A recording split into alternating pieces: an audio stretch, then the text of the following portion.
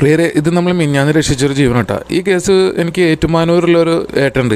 അതേ ഞങ്ങളുടെ നാട്ടിൽ ലോട്ടറി വിൽക്കുന്നൊരു മനുഷ്യൻ, നല്ലൊരു മൃഗസ്നേഹിയാണ്. അദ്ദേഹം വിളിച്ചു പറഞ്ഞിട്ട് കുറേ ദിവസം ഞാൻ ഇടയ്ക്ക് പോയി നോക്കും, പക്ഷെ ആളെ കാണില്ല. അങ്ങനെ ഇന്നലെ അവിടെ കണ്ടപ്പോൾ ഈ ഷട്ടറിൻ്റെ അകത്ത് കയറിയപ്പോൾ ഞാൻ ഷട്ടർ താത്തി അതിൽ കുടുങ്ങി. അങ്ങനെ നമ്മുടെ ഈ ആൾ പുറത്ത് വന്നു. കാലിൽ കേബിൾ കുടുങ്ങിയിട്ട് വല്ലാത്തൊരു ദുരവസ്ഥയായിരുന്നു. എന്തെങ്കിലും കേബിൾ കട്ട് ചെയ്ത് കൊടുത്തിട്ടുണ്ട്. ഇനി പയ്യൊക്കെ കാലം ഓക്കെ ആവുമെന്ന് വിചാരിക്കുന്നു, പ്രശ്നമൊന്നുമില്ല.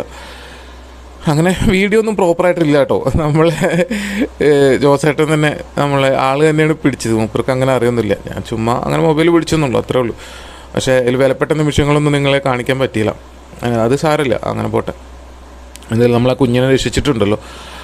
എന്തായാലും ഇങ്ങനെ ബ്രേക്ക് കേബിൾ കൊടുക്കുന്ന ഒരുപാട് മനുഷ്യരുണ്ട്. ഏറ്റവും ക്രൂരത ചെയ്യുന്നത് ഈ മനുഷ്യർ തന്നെയാണ്. പന്നീനെ വെക്കാനാണും രസത്തിന് വേണ്ടിയിട്ടും അല്ലാതെയും ഇരുമ്പ് കേബിളിലൊക്കെ ഇങ്ങനെ കുരുക്ക് വെച്ചിട്ട് അതിൽ പെട്ടുപോകുന്നതാണ് ഈ പാവം മിണ്ടാപ്രാണികൾ. എന്തായാലും നമ്മളതിനെ രക്ഷിച്ചിട്ടുണ്ട്.